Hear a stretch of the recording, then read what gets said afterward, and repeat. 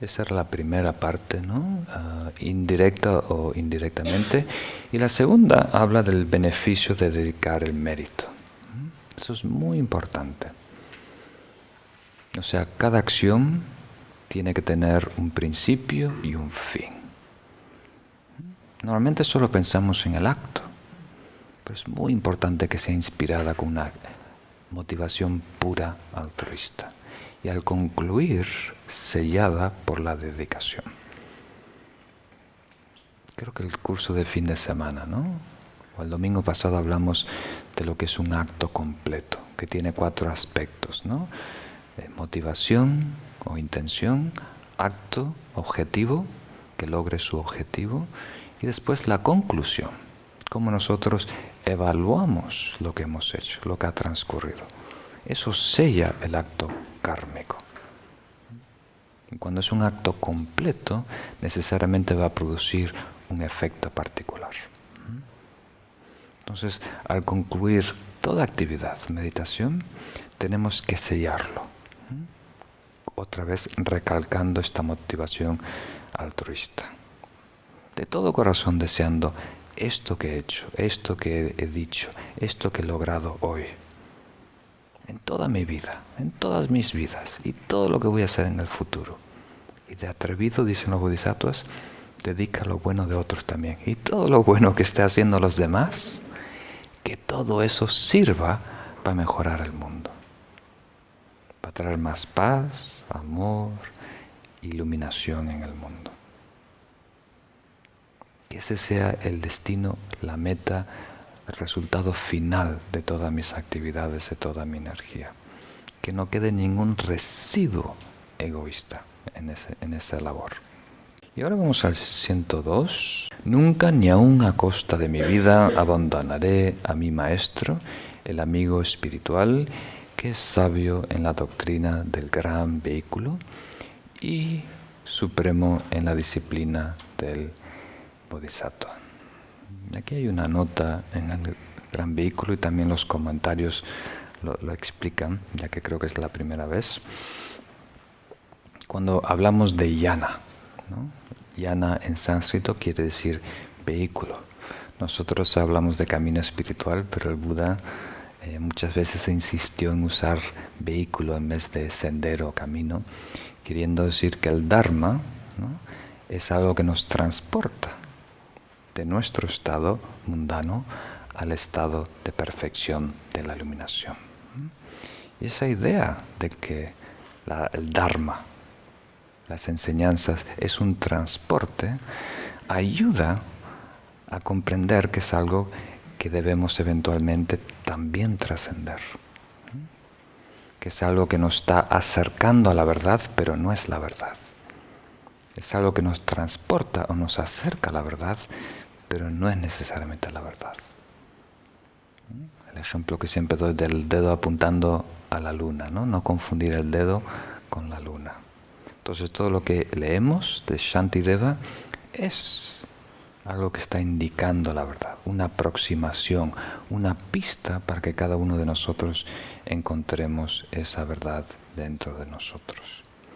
Y por supuesto el tema principal de este verso es el maestro. Pero deberíamos aclarar primero que el gran vehículo, lo que se llama el Mahayana, el gran yana, el Mahayana, tiene 7 distinciones en comparación al Theravada o al budismo fundamental o clásico, ¿no? Y para lo que tengáis, ya que lo vamos a tener grabado, hay la gran aspiración, Mikpa Chenpo, la gran práctica, Drukpa Chenpo, gran sabiduría, Yeshe Chenpo, gran diligencia, Byom-gyo Chenpo, gran habilidad o mejor metodología poderosa, Tabla, Makpa Chenpo, el resultado, Yandak Chenpo, y gran actividad iluminada, Trinle, Trimpo Chenpo. Entonces, para explicarlo brevemente, para que supéis estos aspectos, gran aspiración quiere decir lo que estaba mencionando antes con lo que abarca la conciencia. Cuando hablamos de aspiración, no estamos hablando solo de propósito. ¿Cuál es nuestra motivación? Si es altruista, no. Cuando se usa en el contexto del Mahayana aspiración, combina la motivación, la meta y la dimensión que abarca nuestra conciencia. Lo que nosotros concebimos como la realidad. O sea, en dónde estamos operando, ¿no? Si estamos operando aquí, a nivel de efectos inmediatos, a nivel de acción, energía, a nivel de estados mentales, a nivel de egoísmo versus amor, o a nivel de ignorancia versus sabiduría. ¿A qué nivel estamos operando, no? Entonces, el Mahayana tiene esta gran aspiración, ¿no? Que abarca y incluye a todos los seres e incluye a todo lo que pueda ser, ¿no? Todos diferentes estados de vida en todos los planetas, en todos los tiempos, ¿no? Y busca la perfección de toda esa vida, de todos esos seres, ¿no? Y con gran práctica queremos decir que cuando estamos practicando, estamos realmente ayudando a dos, a nosotros y a los demás. Que eso es una distinción al camino clásico, en donde uno busca su propia iluminación, ¿no? El bodhisattva de alguna manera está comprometido a iluminar, a elevar al mundo, a todos los seres. Después, la gran sabiduría. Esto es algo que normalmente se usa para destacar el Mahayana.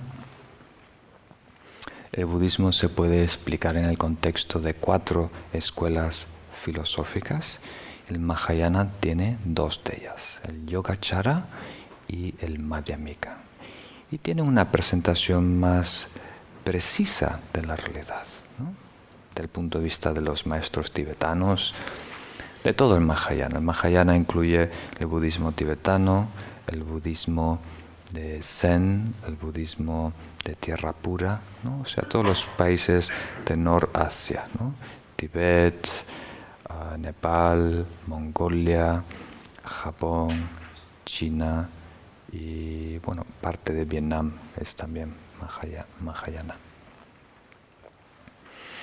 Entonces, esto es una enseñanza, como sabéis, aparte, y la veremos en el capítulo número 9, cuando el Shantideva detalla lo que es la filosofía.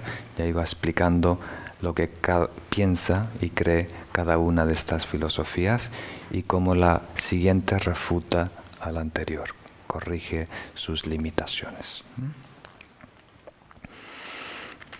Entonces, básicamente, para resumir, ¿no? El Mahayana hace la distinción que las cosas no tienen naturaleza inherente.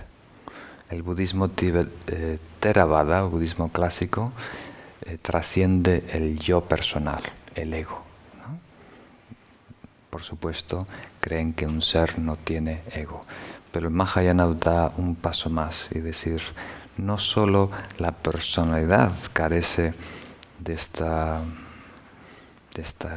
entidad rígida, ¿no? Sino que todo, materia, tiempo, ¿no? Conciencia, todo a nivel último carece de esta rigidez, de algo independiente, inherente que no cambia. Y después la gran diligencia. Esto es algo que normalmente nos asusta. Desde el punto de vista del Bodhisattva, el camino toma 3 eones. 3 eones, 3 siglos, porque requiere mucha energía, porque no estamos solo trabajando para nuestro bienestar, sino para el bien de todos los seres. Y hay que acumular una montaña de mérito y también un monte de sabiduría. Después, gran habilidad de los medios, la metodología, los métodos hábiles que empleamos. El Mahayana tiene más recursos, o sea, más técnicas de meditación, más maneras de desarrollarnos en el camino espiritual. Y después el gran resultado. El resultado final de la budidad del Mahayana logra lo que se llaman los 3 cuerpos o los 4 cuerpos, la perfecta budeidad. No solo logramos fundirnos con la realidad última, pero también aparece el Rupakaya, el cuerpo manifestado, que puede atender y ayudar a los demás. Y el 7º justamente habla de eso, ¿no? Que en el Mahayana la iluminación nos capacita para actuar de una manera impactante en el mundo, desarrollar mucho beneficio para otros seres, ¿no? Entonces quería mencionar eso para ser fiel a los comentarios. Y después hablar un poquito de los maestros, que es el tema principal de este verso número 102. Y también el 103. El 103 dice, se ha de aprender a seguir al maestro espiritual tal como se describe en la biografía de Sri Sabhava.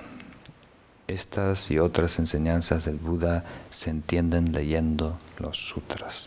Entonces, Sri Sambhava es un ejemplo de una persona que se dedicó a cultivar relaciones con maestros. Tuvo 110 maestros, ¿no?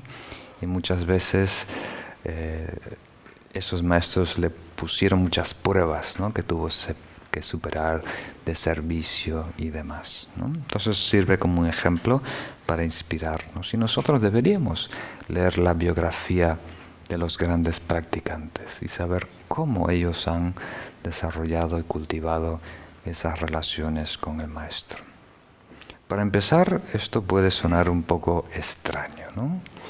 Porque al fin y al cabo hemos aclarado que el camino es individual. Y esas fueron las últimas palabras del Buda. Él, cuando estaba a punto de entrar en el paranirvana, dijo, sed islas vosotros, islands unto yourself, ser islas autónomas, por decir. Cada uno debe de preocuparse en su desarrollo espiritual y ser independiente y forjar el camino. Porque al Buda entrar en parinirvana había un disgusto en su comunidad, ¿no? Estaban un poco perdidos. ¿Y ahora qué vamos a hacer si el Buda se va? El Buda dijo, yo ya os transmití las enseñanzas, ahora tenéis que ser cada uno de vosotros una luz y autoiluminarse. Entonces el budismo hace mucho hincapié, ¿no? Que el desarrollo lo tenemos que forjar cada uno de nosotros, ¿no? Entonces, ¿qué papel tiene el maestro en nuestro desarrollo espiritual, ¿no? Eso es muy importante aclarar, ¿no? Si al fin y al cabo no nos puede premiar, ¿no? No nos puede purificar el karma, no nos puede hacer más sabios, ¿no? Chasqueando los dedos. Pero en mi poca experiencia, en mis años viviendo en la India y Nepal, todo lo que yo he logrado, ¿no? Lo poquito que he logrado de conocimiento y experiencia, hasta cuando uno está solo en retiro, me doy cuenta que viene directamente de los maestros. Sin esos maestros, yo sería aún más tonto de lo que era antes, yo creo. ¿Y por qué? Entonces, es difícil explicarlo. Hablamos que un karma es como una planta, ¿no? Tiene la semilla y después, gracias a la tierra, gracias al agua, gracias a la bondad del sol, ¿no? Esa semilla germina, el tallo crece, salen flores y fruto, ¿no? Entonces nosotros somos esa semilla, nosotros somos el karma con K mayúscula. Entonces, ¿por qué valorar tanto las condiciones que nos apoyan, el maestro que nos enseña el camino, el maestro o la maestra que nos apoya, ¿no? Porque sin el sol no hay vida en este planeta. No hay vida en este planeta. Por mucha actividad, por mucho empeño, sería un planeta frío, lleno de hielo, sin ningún tipo de vida. Entonces necesitamos sol, agua, tierra. Y necesitamos muchas relaciones, no solo un maestro o una maestra, muchas relaciones. Hay un maestro que nos va a enseñar filosofía, otros que nos van a guiar en los rituales, otros que nos van a enseñar a meditar, otros que nos van a guiar en retiro, otro que va a ser nuestro mentor, que podemos recibir consejos paso a paso. Y solo si nosotros desarrollamos esas relaciones, cultivamos esas relaciones, podemos crecer. Entonces hay tipos de maestros, cumplen diferentes funciones y ofrecen diferentes tipos de beneficios a nosotros, ¿no?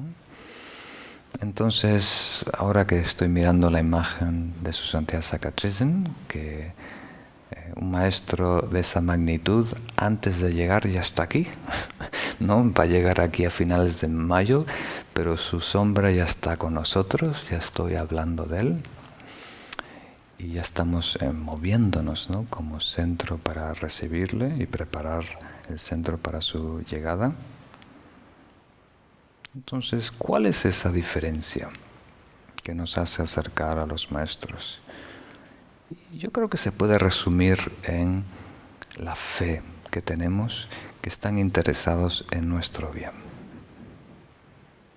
Muy interesante, ¿no? Que están interesados en ayudarnos. Más, y esto puede sonar ridículo, que nosotros mismos. Pues nosotros somos muy habilidosos en autosabotajear nuestra felicidad, ¿no?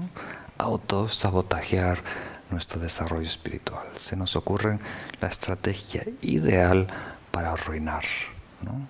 Nuestra vida. Dentro de nosotros hay este ego que está siempre maquinando, ¿no? Ingeniando nuevas estrategias para arruinarnos. Entonces,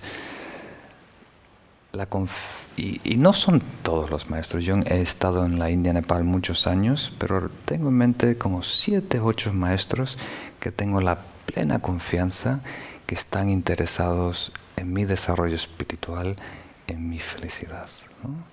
Que puedo depender completamente de ellos. Y a lo mejor hay choques culturales, hay choques generacionales, hay diferentes temperamentos, ¿no? Hasta idiomas que navegar, ¿no?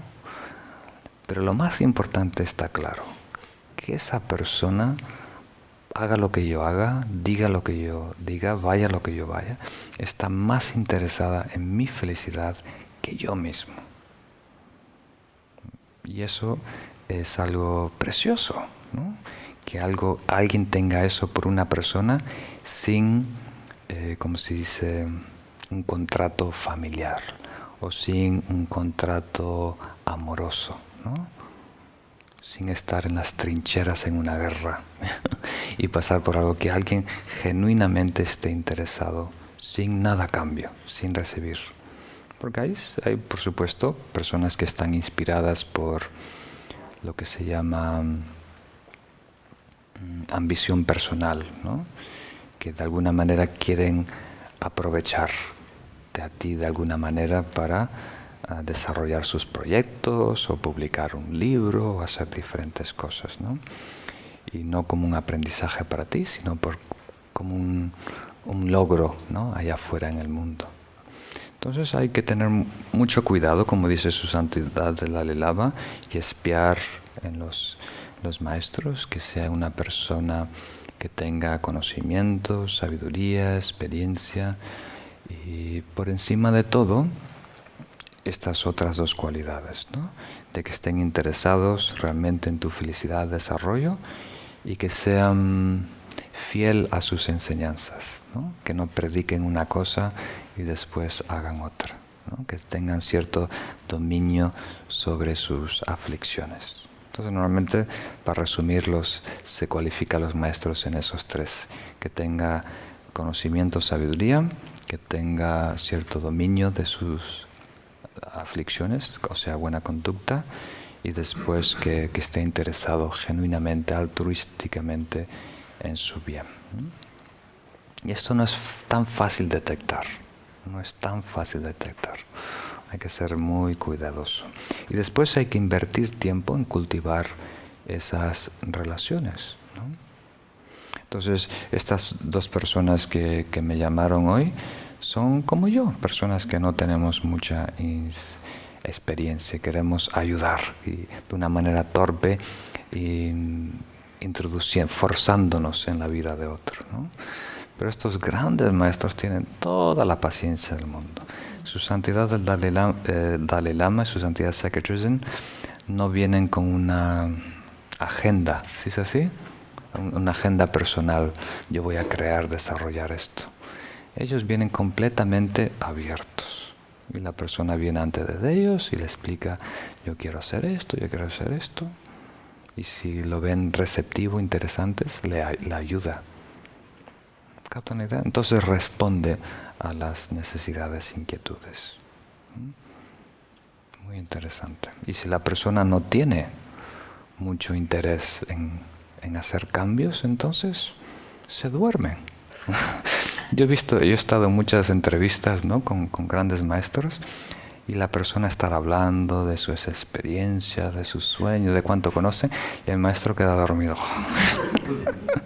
No sé si es a propósito, ¿verdad?, pero empiezan a roncar, ¿no? Y yo me sentía un poco mal, ¿no? Y no sabía si sigue hablando y después yo traduzco todo junto cuando se despierte.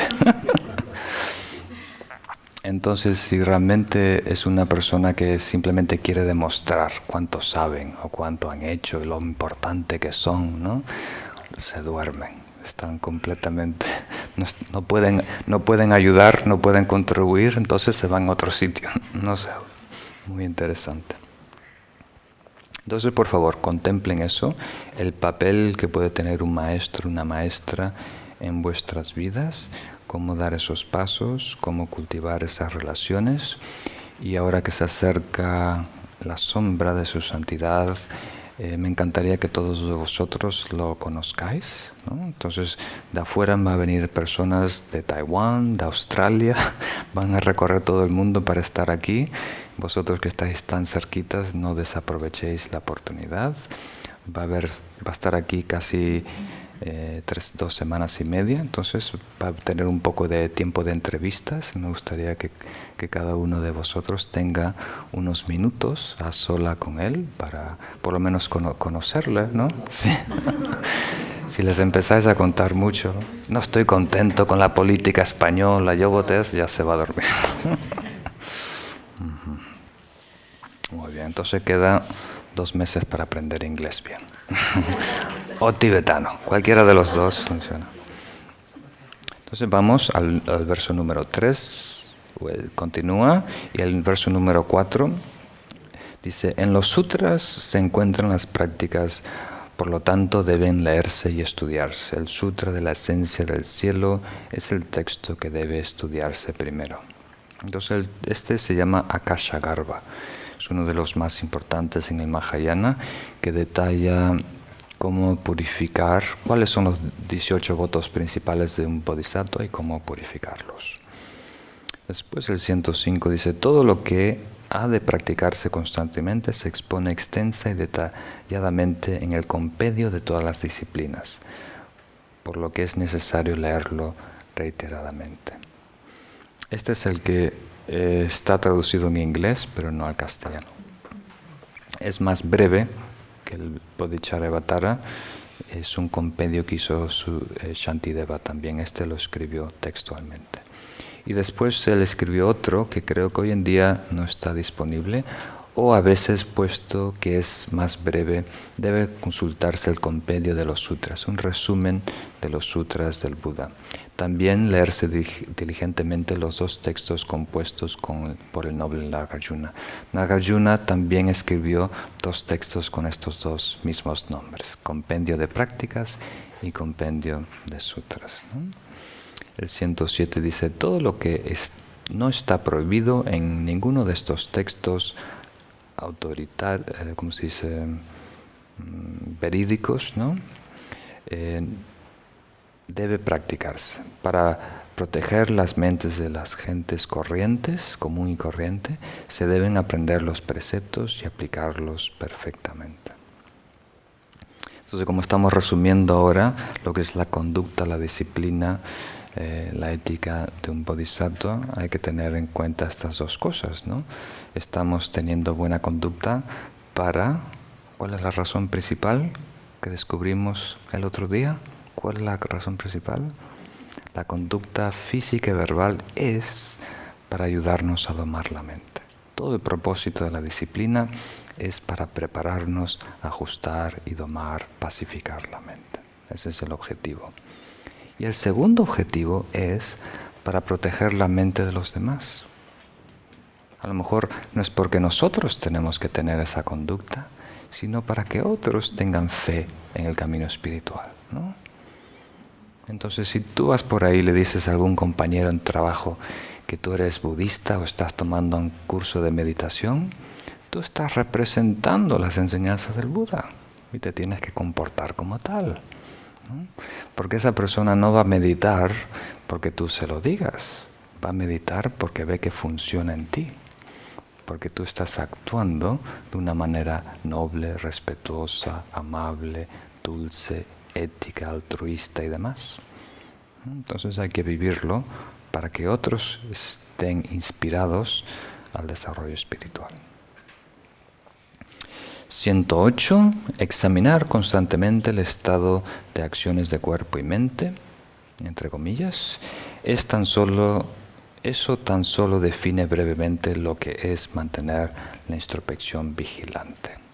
Entonces algunos traductores mantienen el orden tibetano, que termina con el verbo, para nosotros es un poco extraño. Entonces quiere decir que, en resumen, lo que es la introspección vigilante, el contenido de este capítulo, es la habilidad de examinar, ¿no?, continuamente el estado de nuestro cuerpo, nuestra voz y nuestra mente, sabiendo si es positivo, neutral, negativo, dentro del marco de lo que es la conducta que hay que descartar y la que hay que adoptar, ¿no? Siempre teniendo esa referencia. El 109 nos dice, todo esto ha de ponerse en práctica. ¿Qué puede lograrse con tan solo pronunciar las palabras? ¿En qué beneficiaría el enfermo leer meramente la prescripción del médico? Entonces esto es importante. Los comentarios lo preparan este verso con la premisa en el 102, ¿no? Cuando hablamos del maestro, tenemos que vernos a nosotros como un enfermo, al maestro como el médico, el Dharma como la medicina y la práctica de que desarrollamos como el proceso, la terapia que nos lleva a la sanación. ¿Captan esa idea? Entonces tenemos que nosotros vernos un poco, reconocer nuestras limitaciones, reconocer nuestros problemas, ser muy honestos. Muchas veces vamos a los maestros y dicen, estoy muy bien, pero quiero ser mejor. Quiero que me potencies, quiero que me ayudes a superarme las limitaciones, mis retos, ¿no? Entonces tenemos que reconocer nuestros problemas, el caos interno, y con esa actitud buscar el consejo, el asesoramiento de un experto en esa materia, ¿no? Entonces imagínate que tú de repente ganas 10 millones de euros, ¿no? Ahora el banco no dan nada por intereses, ¿no? A plazo fijo, ¿no? Por proteger el dinero, ¿no? Entonces tienes que invertir el dinero en la bolsa, ¿no? Pero sin asesoramiento profesional pierdes todo en poco tiempo, ¿no?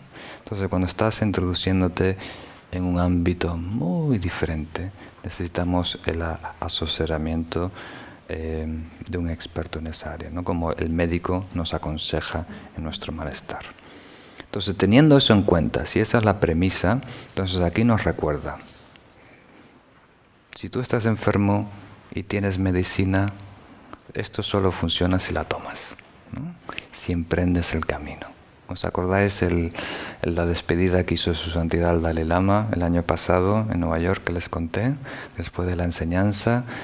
Realmente se frotó las manos, ¿no? Dijo, bueno, yo he compartido con vosotros en este poquito tiempo esta enseñanza y ahora me tengo que ir a tal y tal sitio. Vosotros no venís, os quedáis aquí. Entonces, yo ahora me lavo las manos. Ahora depende de vosotros, ¿no? Lo que hagáis con esta enseñanza, si la ponéis en práctica o no. Entonces, aquí Shantideva también está haciendo ese gesto, ¿no? De nada sirve tener información, este conocimiento almacenado, categorizado en algún parte, en algún rincón de tu cerebro, ¿no? Esto solo te va a beneficiar si lo usas, si tomas esa medicina, algunas veces amarga, algunas veces dulce, y lo implementas en tu vida, crear esos cambios, ¿no? Eso es importante. Entonces aquí, por favor, no se sientan obligados. Este es un curso introductorio en donde estamos estudiando juntos este texto, pero aquí Shantideva nos recuerda, si realmente queremos beneficiarnos de estas enseñanzas, eso solo ocurre cuando las practicamos, cuando las implementamos en el cojín y en el diario vivir, ¿no? Solo en ese sentido va a ser beneficioso, solo para recordarnos de eso. Y esto para mí también es un buen recordamiento, porque a mí me suele pasar que cuando alguien me regala un texto, ahora muchos textos vienen en PDF o en forma digital, una vez que entra en mi ordenador, en mi disco duro, ya pienso que lo tengo. Ya tengo una maestría, ya lo sé todo, ¿no? Algunas veces no tiene ni que entrar, está en la nube, pero eso es suficiente. De alguna manera tengo acceso, ¿no? Entonces aquí es un poquito, yo he leído, he estudiado esto, me acuerdo, en la primavera con la Marrinche. Eso no es suficiente. Eso es solo la invitación para ir a la fiesta, la invitación para hacer el cambio en nosotros. Muy bien. Entonces con esto concluimos este capítulo. Si tenéis alguna pregunta, alguna duda, ahora lo podemos ver. Pasamos el micrófono. Vamos a tomar, muchas gracias. Vamos a tomar una semana de pausa. Espero que tengan un poquito de paciencia para el capítulo de la paciencia, que es el próximo que vamos a ver.